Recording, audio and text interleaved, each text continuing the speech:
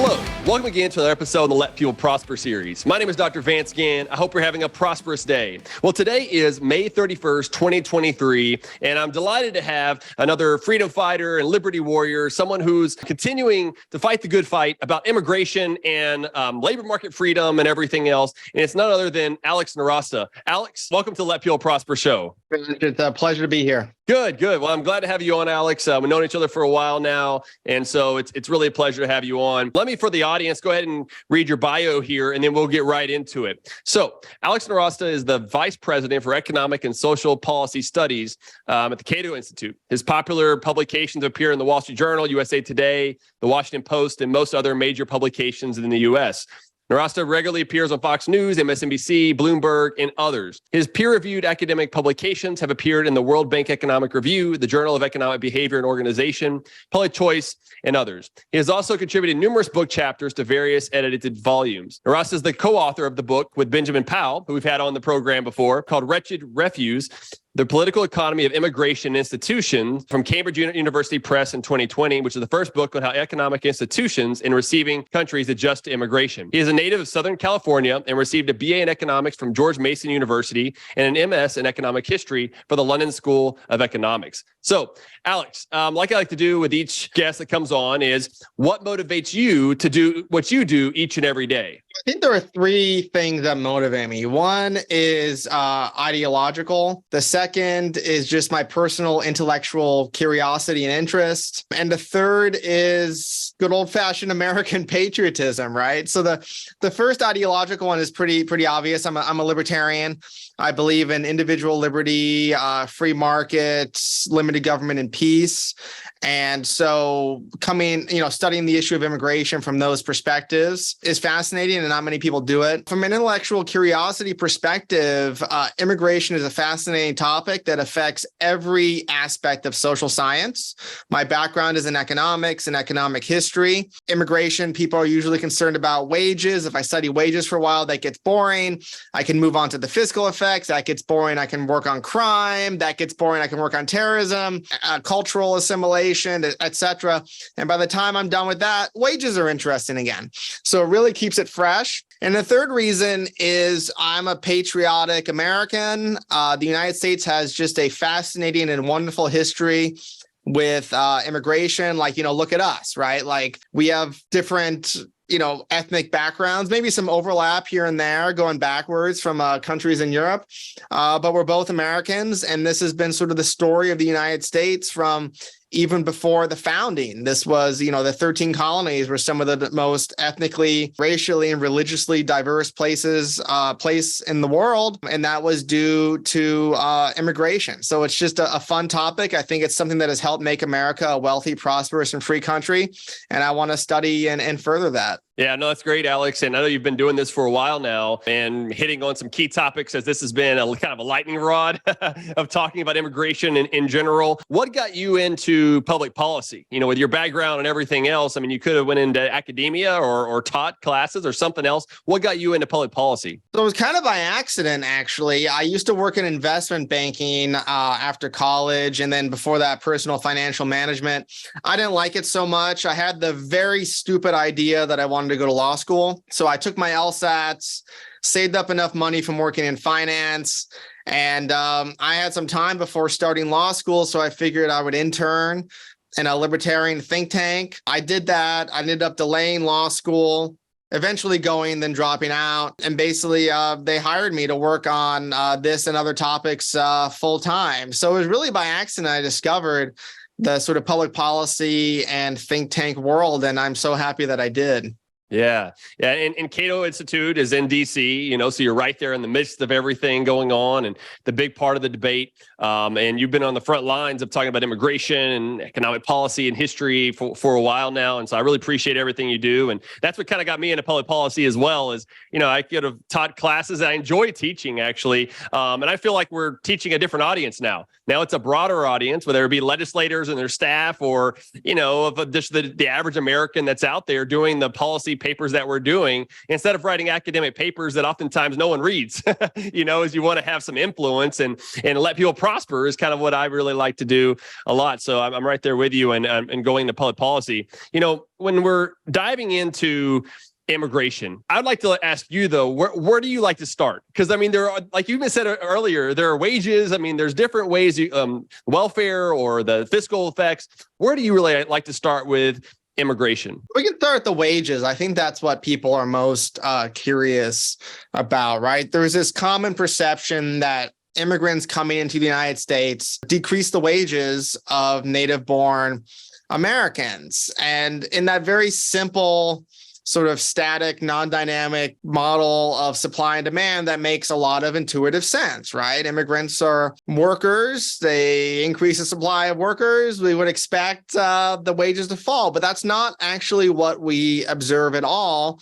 And there's some very good reasons why we don't observe that. One is that in order to compete with native-born American workers, to be substitutes for them in the labor market and thus lower their wages, they have to have very similar skills. And, immigrants are different from your typical native-born American. Immigrants are more likely to be highly educated, very highly educated, and more likely to have very low levels of education. And most Americans are in the middle.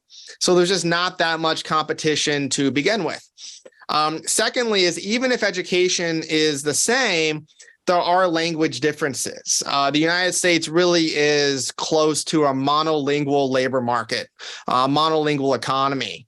And so even if an immigrant has a high school degree and he doesn't speak English very well, he's just not going to compete that much with native-born Americans who speak English. They're just going to be in different occupations. And you can see this like in a restaurant, right? The low-skilled immigrants who don't speak English, they do the jobs that don't require communications with the customers, such as, the busboy or dishwasher, etc. So those are just different occupations. There's a segmentation that develops. And third, which is sort of the obvious one, which everyone doesn't think about, but is so obvious, is that immigrants are people, they buy things. And by buying things, that increases demand.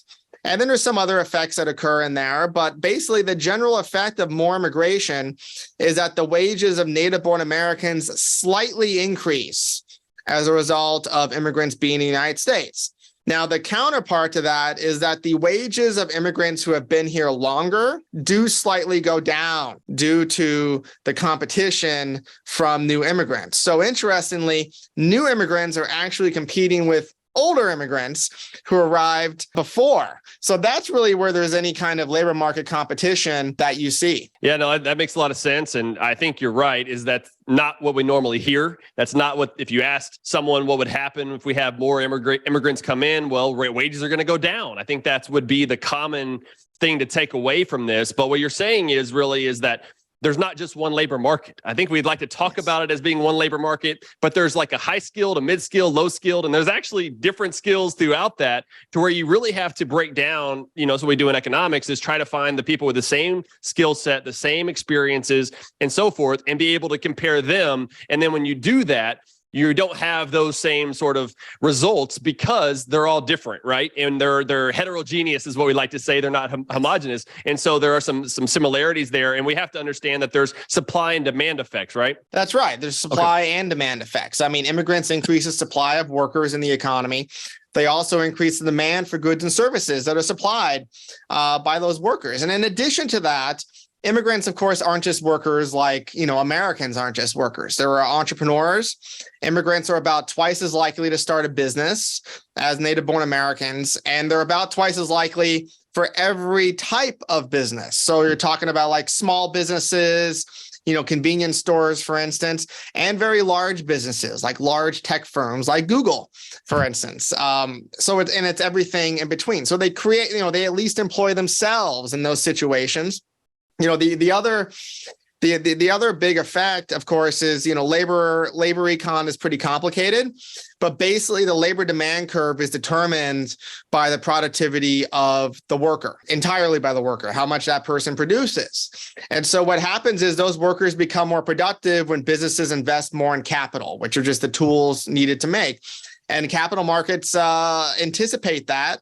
immigrants come in, maybe the price of labor goes down a bit. That increases the return to capital goods. Businesses invest more in capital goods. Productivity goes up. Labor demand goes up. Wages go back up to what they would have been otherwise, or even a little bit higher in a lot of these situations. But I think fundamentally, when you think about it, immigrants are people. People are good things. People are the brains that create new things. We're the consumers, entrepreneurs, and workers who make new things. Every economic argument you hear against immigration is actually a perfectly good economic argument against having babies too, because babies are going to grow up. They're going to take somebody's job, right? In that kind of situation, they're going to lower wages. They're going to consume this, that, and the other thing. But we all know how absurd that would be, right? If somebody came up and said, I want to sterilize everybody to prevent new babies from being born to raise wages, everybody would realize how destructive that is, just from an economic standpoint, to say nothing about the huge violation of individual rights. But for some reason, when we talk about immigration, we talk about it in different ways, and we don't think about these dynamic effects. Yeah, no, that's a great point. One of the things that I was thinking about as you were mentioning that was, where exactly are most people coming from these days to the United States, and why do they leave? I think some just think, well, they're just coming here kind of quote unquote to take our jobs. But I think going to your point, which is so important, is about that these are people, right?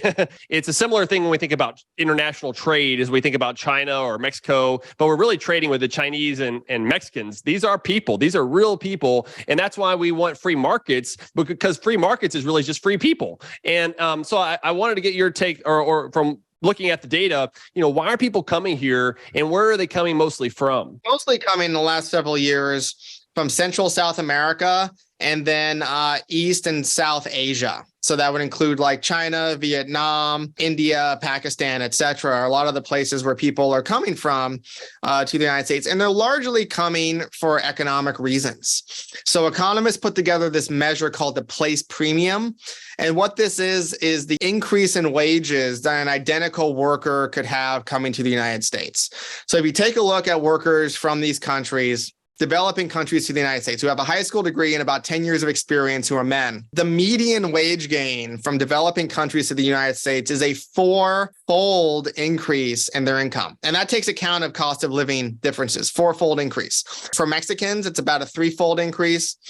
For people from Yemen, it's a 16-fold increase in their wages, just a tremendous amount. And that's not because of like a redistribution of talent or anything. There's some of that, but it's largely overwhelmingly because these immigrants are so much more productive in the United States than they are in their home countries. They're more productive here because of our relative free markets, relative security. The way you're going to get basically screwed over, to put it frankly, in these countries is by, predatory governments, criminal gangs, civil wars, things like that. In the United States, you largely know how you're going to get screwed over in advance by like the IRS and the EPA and stuff like that. And as bad as that is, and as much as I want to reduce and eliminate that, it is far better from a productive standpoint to, get, sent to court by the EPA or the IRS to randomly have government goons or criminals come by and destroy your business and take your property. So as a result, immigrants in the U.S. can invest in businesses with relative security. They can invest in themselves or acquire new skills and human capital. This whole process really attracts some of the most productive and ambitious people from these countries, right? On paper, they may not be super impressive. On paper, you may look at them and be like, well, you don't have much of an education. You don't own X, Y, and Z. You're not super rich. But there is this sort of intangible ambition that a lot of people have. And that comes out from folks who are willing to move across the world to a different country, to a different culture, to learn the language, to make more money for themselves and their families. It's really like international labor arbitrage in the same sense that we would expect, say, a firm in China that makes steel that's really cheap to sell it in the United States, where steel is more expensive, to make that difference in profit. It's really the same thing. People in Mexico or these other countries see that they could make a lot more money in the United States because they're more productive here. They move here to realize that gain. We get the benefits of their labor through higher profits, through more goods and services, through complementary workers, to say nothing of, friends and family and all those other great benefits. So it's really that same process, like you mentioned, of trade, but for workers and selling your labor in the labor market. Yeah. Yeah. And it's interesting that, and I'm in Texas, you're in Virginia. Yeah. Yep. And, it's interesting that we don't care as much about people crossing Texas border to other places or for Virginia to come here. We're all Americans in that sense. But in some sense, we're all people. Yes. We should want people to flourish. Let people prosper is going to be in the best situation for them to go. And you're right. I mean, it takes an extraordinary amount of risk to leave your home country and where your family is to go somewhere else. Like, to be honest, I don't know if I could fathom it. It's very difficult for me to think about going to a different country compared to being here. And I'm a risk taker in many sense of the word. And I have my family here and everything else. And so that does take a lot. One of the things, Alex, that I hear a lot about is the assimilation. Do those who come from other countries, do they really assimilate? Are they changing our culture in some way, is what you'll hear from some. What does some of the research show in that area? Assimilation really does take a few generations, right? The first generation are the immigrants. The second is their U.S. born kids. And the third are their grandkids.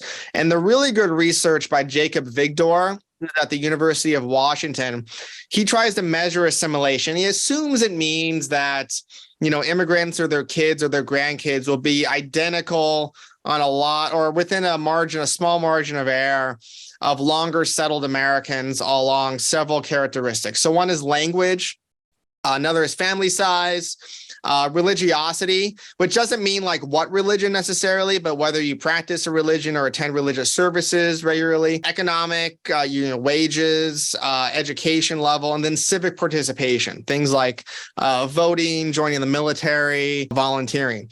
And what he finds on average is that by the third generation, which is the grandkids of the immigrants, there's no statistically significant difference on any of those between those groups of third generation and longer settled Americans. Now, for some groups of immigrants, this is, of course, different from based on the country of origin. So some immigrants, those things assimilate in the first generation. So you're looking at like Indians and a lot of East Asians. They're already skilled when they arrive. That stuff is the same, basically, in the first generation. Very rapid assimilation. For some groups of poor immigrants, it takes a little bit longer, 3 to 4 generations. The longest that we've seen in American history is basically Irish immigrants. Took 5 to 6 generations to assimilate. And that's understandable. A lot of them came in the mid-19th century. They were fleeing a famine. They came from a situation where they were largely illiterate. A large percentage of them didn't actually even speak English. They spoke Gaelic when they arrived. They were largely illiterate. And they went from sort of this feudal, semi-feudal environment in Ireland with large landlords and landowners to like industrial age New York. Right. And that's just like a huge difference. And today, the difference between a Mexican immigrant from like Guadalajara to Los Angeles, it's just like a much smaller difference, right? That person is literate coming from Guadalajara. He or she understands electricity, flipping a light switch. They have electricity in Mexico, and they understand concepts like the time of day, what a clock means, and when to show up, and working for money wages. So the difference today between the vast majority of immigrants around the world and your typical American, and just these common skills that are hard to teach people, but that you and I have grown up with since we were children, is much smaller than many immigrants back in the day. So, and culturally around the world is really becoming more American. The influence of our television, of our culture, of the English language, sexual and social norms that are American are really spread around the world. So the differences are really a lot smaller than they were in the past than they are today. Yeah. That's some of the research that I've seen too. I think that's a great one, Jacob Vigdor. And those are other good insights, I think, that we need to take into consideration is that we don't need to just cast certain groups out whenever they're here. Yes, some people will hang out together. That happens in America as well.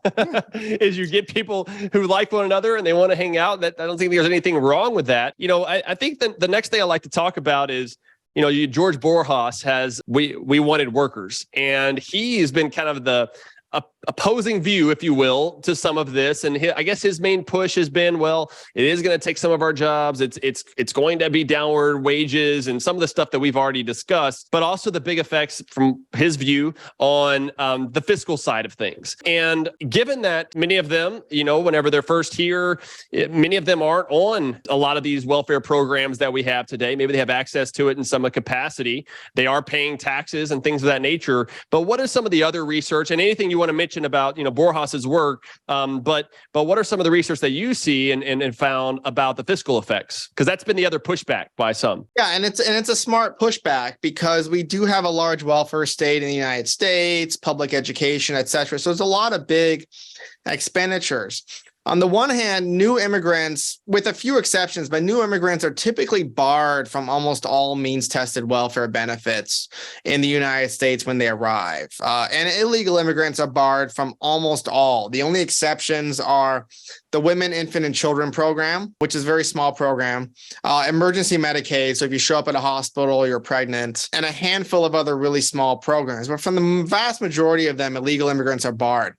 Legal immigrants are also barred for the first 5 years in almost all cases. There are some different rules in different states about this, but those rules mean that the state has to spend their state money. It's not a federal program. So when you take a look at it, you compare all these means tested and entitlement programs. Typical immigrant, your average immigrant, consumes 27% less welfare than your typical native-born American. And that is not controlling for anything else like income or education or anything, right? So they consume a lot less welfare benefits. And then when you take a look at the amount of taxes that they pay and the amount of extra tax revenue there is by them being in the United States, the extra capital investment, et cetera, as a result of that, what you find is using generational accounting models is that immigrants on average, even at lower education levels, do pay more in taxes, and there is more tax revenue as a result of them being here than not being here. This is especially true for the federal government. It is sometimes true for state and local governments. So it's true on average for state and local governments. It's true in Texas. It's not true in California. The difference is Texas has flatter taxes that you can't really avoid, property tax, sales tax, things like that. It doesn't have a state income tax. California, on the other hand, relies overwhelmingly on a state income tax that's very progressive. So as a result, immigrants, especially poor immigrants in California, pay less in taxes than they receive in benefits, but that's not the case in Texas. So that has to do with the fiscal structure of these two states and how they're run and the generosity of welfare benefits, et cetera. And the other way to think about it is the reason why that is most immigrants come in their early 20s and they start working immediately, which means that we didn't have to pay for their public education. So they come in immediately, they start working, they start paying taxes. They may have kids, in 5 or 10 years, but during that time period, they themselves are fiscally positive, even if they're lower skilled, because we didn't have to cover the cost of their education. Whereas somebody like me, I went to public school in California. I have to pay a lot in taxes to eventually pay that back. And I don't live in California anymore. So California sort of loses out on that extra tax revenue that I would have made had I stayed in that state. So the long run effects of this, because we get that first initial bump of a worker who comes in and starts working immediately, we didn't have to pay for their public education or welfare when they were children, it starts off as fiscally positive. Mm-hmm. Yeah, those are good points there. So, there's also this discussion about open borders. And, you being a libertarian and me, classical liberal, more libertarian overall, I think we get that push against us, especially kind of the new right, if you will. More conservatives will say, well, y'all are just for open borders.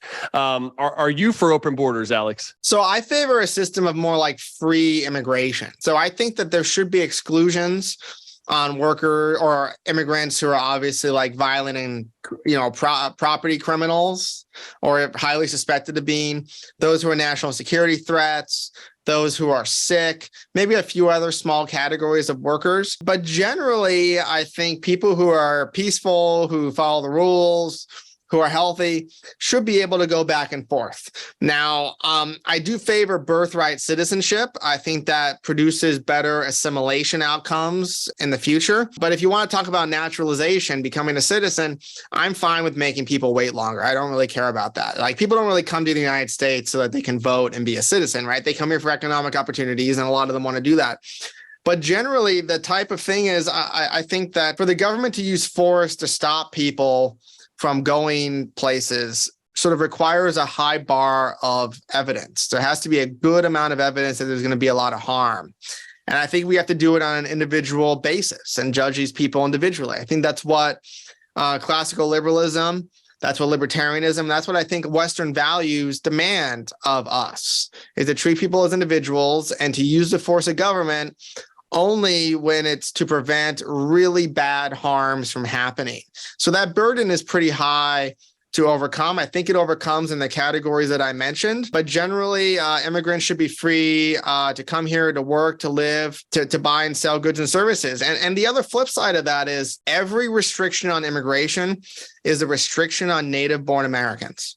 It is a restriction on our ability to sign contracts and freedom of association with anybody who we want to. That is like a fundamental, very important right. It's a right that is not respected well nowadays by the US government, but every restriction on immigration is a restriction on us. Every time we get a job, we have to fill out an I-9 form, which is an immigration-related form that shows that we are legally able to work in the United States. Some of our, conservative friends want to mandate E-Verify, which is basically everybody would have to ask permission from the government to get a job every time we get a new job, as an attempt to keep illegal immigrants out of the labor force. Those are restrictions on us, to say nothing of restricting our ability to hire whom we want, to deal with whom we want, to rent to whom we want, and to contract as we please. It also goes back to your point earlier about how it reduces our productivity over time. I mean, not to mention even the declining population that we have of native-born,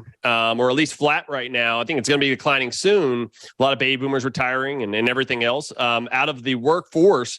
That's going to create some major problems. I think maybe it's contributed some to the labor shortages that are out there, but given the unfunded liabilities in Social Security and Medicare and just the national debt, and that's being discussed right now with the debt ceiling debacle that's happening in DC, that would allow for more people to be paying taxes. And there's all this pushback about, well, they're going to be getting welfare and everything else. And I think you brought up some good points earlier where if you look at it from a lifetime, a generational modeling sort of approach, is that they're actually a net positive at the end of the day. But to me, it's not so much about the immigrants getting welfare. It's that our welfare system's too large. We should be pushing to where we're having less welfare for everyone, for native-born, for those who are wanting to move here otherwise. And I'm big about the rule of law. Like, I think the rule of law is important. I think that there is a need maybe for borders overall, that's part of the rule of law for upholding contracts and things of that nature. But I agree with you in the sense that we should have as many people coming over here that wants to America, that want to go to Europe or wherever else. And it's something about our visa system that I think ultimately needs reformed. And like to get your viewpoint on this, that, look, I worked in the Trump White House as the chief economist for OMB, and we chatted then. And, there's been this big push for a wall along the Mexican border. A lot of has been built now, and we're still seeing people that are flooding over. I've been of the mindset that the wall is not a good idea, that we're one day going to say, tear down this wall, because it ultimately doesn't do anything to stop those who really want to be here. And it is disrupting the benefits of the people who could come here, not only from them personally, which I care about, which I don't know if as many people do, but also the benefits to America. And so I wonder, kind of within your research and your perspective on public policy, where should we be heading with our immigration policy? Well, the rule of law is very important, as you mentioned. But if you want people to respect the law needs to be respectable. Immigration restrictions in the United States are incredibly onerous. It's the second most complicated portion of American law after the income tax. The vast majority of people who want to come here lawfully are not able to under immigration law. So immigration law is like the opposite of most areas under our Anglo-American system of jurisprudence. Under our legal system, everything is legal except those things that are specifically deemed illegal, right? So there's no law that says I can shake your hand, right? It's just like there's no law against it, so that means we can do it, right? There's no permission slip. It's just that, we can shake hands. I'm just not allowed to punch you in the face, right? Because, assault's illegal. Immigration is the opposite. All immigration is illegal except that which the government says is allowed. In order to come here, you have to slot into a very specific visa. You have to have specific characteristics that the government says is approved. So it's the opposite. And as a result, like the saddest part of my job is having to tell people that Ellis Island is closed down. I used to give these talks to folks about the benefits of immigration, and people used to come up to me afterwards and say, I understand what you're saying about the benefits of immigration, but why don't illegal immigrants just go down to the post office and register and become legal? And it's my sad duty to tell them that's not how law works. That's impossible under American law. And those people could not have come here legally in the first place anyway. So my number one policy reform would be to expand legal immigration opportunities for workers at every skill level to come into this country legally so they can work and they can live. And that would shrink the black market dramatically. It would reduce the chaos along the southern border so that most of those people who are coming could then come in legally to work, and I do think that in this immigration debate, the thing that really reduces support for immigration is the chaos that you see along the border. And there really is a lot of chaos, and it is disturbing. And I think the response that a lot of people have when they see chaos like this is to want to build a wall or to put more border patrol troops on the border or to have more enforcement. But I know because of the pull of immigrants to the United States is so strong, the economics are so strong, that's just going to create deeper black markets. It's going to create more chaos, and it's going to create more opposition. I call this the catch-22 of immigration reform. In order to get control of the border, you have to have larger legal flows. But in order to have larger legal flows sustainably, you have to have control of the border. So that's a very tough nut to crack in terms of public policy, but that really is the key. It's the same thing when they legalized alcohol after Prohibition. Prohibition created a vast black market. They didn't solve that problem by enforcing alcohol laws to the max. They solved that problem by legalizing and regulating alcohol. And I want to solve the problem of illegal immigration and chaos along the border by legalizing immigration and legalizing the ability of larger numbers of people to come across the border lawfully. Yeah, that makes a lot of sense. And there was The Economics of Immigration, one of the books by Ben Powell that he edited, talked about how they had Richard Vedder had a chapter in there that talked about a market for immigrants, right? Where you have prices for the different visas that could be paid by businesses or others that want to come in. I thought that was kind of a good approach, something I hadn't really heard about before. You probably heard about it plenty of times, but allowing the free market, which again, it's free people, really helps us to internalize whatever those costs are going to be and make sure that people come out of the illegal part of the economy, the underground market, and into the legal market. And this allows us for us all to be better off in the process, including those that are coming over. So I think you've really highlighted the key points here today, Alex, and hopefully the audience will have a better perspective, more information about what's going on with immigration. And so how would you like to close? What would you like to say with your final words here today? I would like to say that every criticism you've heard about immigration today has been said about every group of immigrants since the beginning of the United States. They were said about the Irish, about Jews, about Poles, about Germans, about Italians, about Russians. They're being said today about Hispanics, about Mexicans, Central Americans, Chinese, Indians, and others. They were all wrong in the past. I think they're wrong today. And if you think that these groups today are different from the past, I think it's on you to try to explain why that is, why almost every economist who studies this is wrong, and why we need less freedom in the United States when it comes to immigration. I'd like to hear what those explanations are, and please send them to me. Yeah, no, great points, Alex. And thank you for all you do. God bless you and your family. And let's keep the conversation going. I look forward to reading more of your research and everything. So really thank you for being the Let People Prosper show. Thank you for having me. I really enjoyed it. Awesome. Well, for the audience, please go and give us a 5-star rating and share this with your friends and family. And until next time, let people prosper.